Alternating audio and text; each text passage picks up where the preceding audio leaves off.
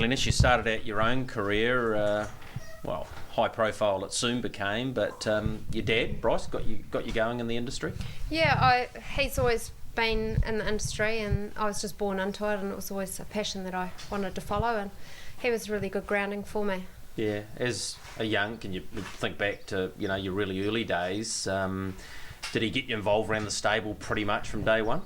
Pretty much. We were growing up, we had to be around the stables, and then it was just a passion I just really wanted to follow, and he had other choices for me as in a vet, but that wasn't going to happen. It was always in my blood, and I just had to do it.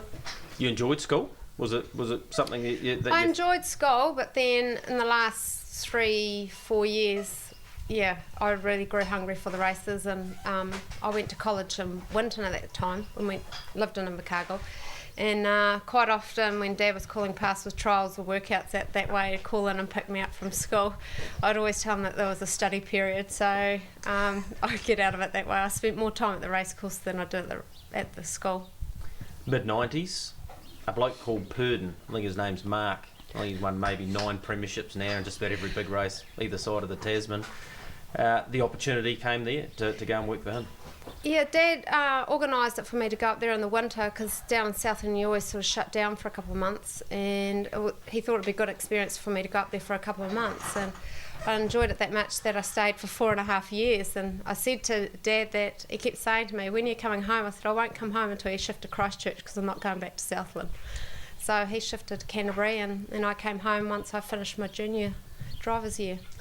You weren't home long, and one of the more horrific crashes we've seen in the industry in the last 10 or 12 years came about a couple of weeks after the Cup meeting, it was about 2000, was it around about then? Yeah, it was Cup week of 2000, the week following Cup week at Rangiora. Bella Joy. Yeah, she wasn't so much of a ball of joy that day. No, it was a pretty bad crash. And, I was sort of you got badly injured, didn't you? Yeah, I was going all right too, and that's what the racing game's like, isn't it? When you're on a high, it soon brings you down low. And I ended up in hospital for a fortnight with internal injuries and a few broken ribs. They say out of every bad situation comes some good, and the bloke just sitting to your left, commonly known back then, named by your father as the night watchman, his ritual at the bedside, look where we've ended up now. Exactly. Your dad was always pleased to see Terry walk through the door at night so he could go back home, and Terry he got the name night watchman, and it sort of stuck with him, with the boys for a bit.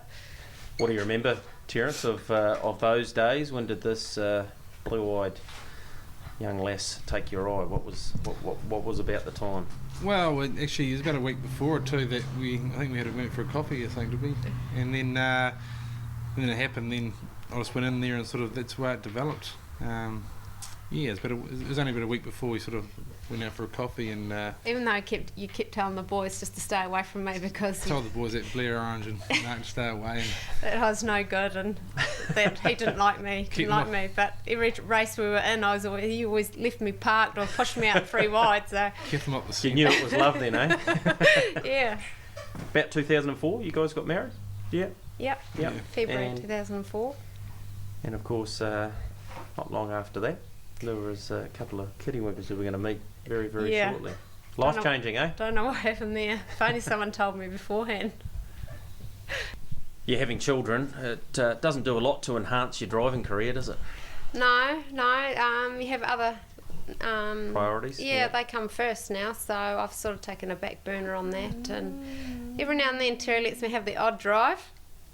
But no, I'm sort of tied up with them, taking them to sports and taking them to swimming, so they're my first priority now. So yeah, especially when they came along. I know your father, Bryce, who has given you guys such a great leg up here, your late father, he took great pride and joy in them too, and seeing them grow and get to school, and it's all pretty cool, wasn't it? Yeah, it was quite funny, because I told him that I was pregnant with Hope, and that was no good at all, and he just didn't want anything to do with it, and still had me out fast working the morning of having Hope, and I had one more left to gear up, and I said, Dad, I've got to go.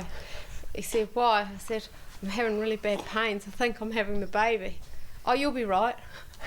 But I left, and yeah, we had her a few hours later, and then he was just a complete changed man. He just wouldn't leave. It was everything come true for Dad was hope, and then not long after that, Toby came along, and yeah, wherever he was.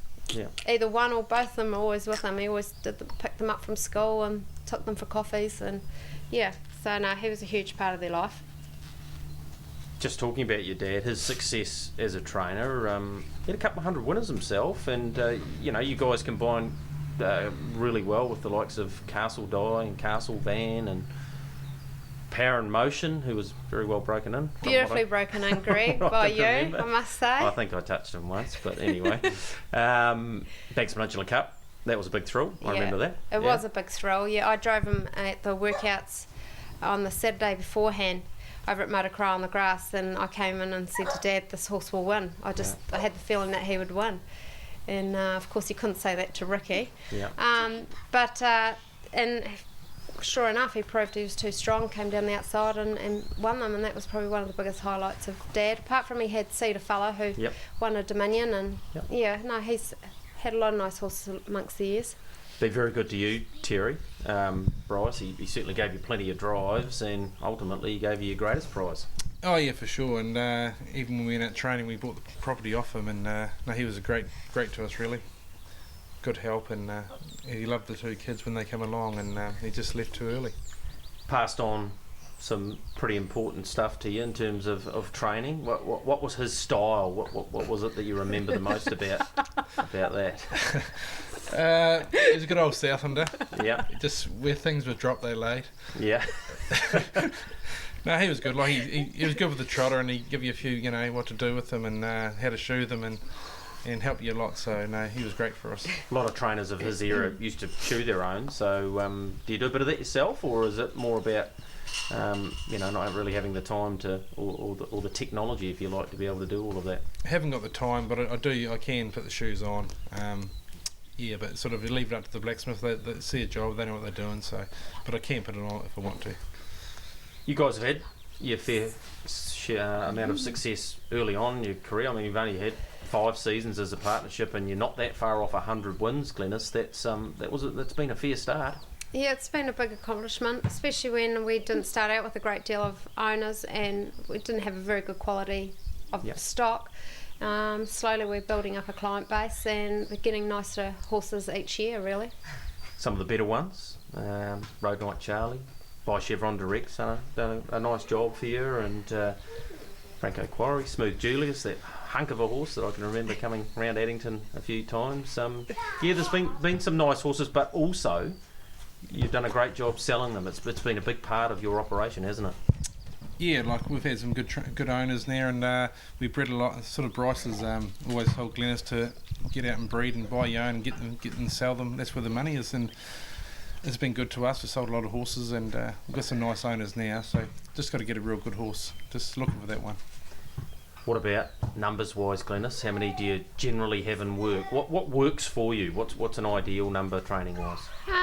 Well, we always like to keep the number up to around 25. Sometimes you're below it, sometimes you're above it. Of course, you always like to have more horses, but if we can keep it at about 25, it's comfortable for us. But as I said, we're always looking for more clients and more horses. Are you goal setters? Do you sit down at the start of the season and go, right, I'd like to train 20 winners? Or Yeah, this year we did set goals, and it was to beat our personal best, which was 19 winners for a season, and hopefully get a horse in a Group 1 race. Well, we qualified Whisper Jet for the Group 1 race, and we got to 27 winners. Yeah. So we got to 20, and then we decided that we'd aim for 30, but we just fell short. Yeah. Still a pretty good effort, mate. You that would have taken some doing, and you would have taken a lot of pleasure out of that. Oh yeah, no, it was really good, and hopefully we just go on from there. But as I said, we sold a few which probably could have got us past the 30 mark, but that's the way it goes. The money's too good, and it's a business at the moment. Yeah. What about the future for you guys? Young Hope here. Toby's away and doing other things, but have they shown any inkling that they're interested in the horses to any degree thus far, or is it still probably pretty early? Yeah, no, they always like to come out like on a Sunday when I'm home and Terry's at the races and I've got to do feed up. They always come out and they help me bring the horses in, and they've got their own kids cart pony. So Toby's still a little bit young yet, but hopefully Hope will be up and racing in the new year. What about in the kitchen? What sort of chef we're going to find out in a moment, because unbeknown to me, she's a great cook, and she cooks for all the staff lunches and smokos, and she's for the kids too, and put a few pounds on. So I've got to stop that eating now. But no, she's a great cook, and she makes all the horses teas too. Like she in control of the kids and all the staff and all the horses. Like I say, unbeknown to me, rocking out here today, the last thing I expected was a birthday cake. Mind you, Mark McNamara told the nation on more than one occasion over the weekend about the birthday. So I didn't know until we saw it on Facebook. But we did comment, Jimmy Kurt, and we were up for tea with them, Jimmy and Sandy, on Saturday night, and we did comment about what a great birthday party we had last year, and we were hoping that you'd do it again at the breweries. Yeah, well, that ended in a 0, but as we see here, may as well jump into shot and show you what she's been able to achieve here. 1's appropriate, given it was a 0 at the end of it last year. So I didn't have enough candles, sorry. Thanks very much for the cake. We might try it, eh?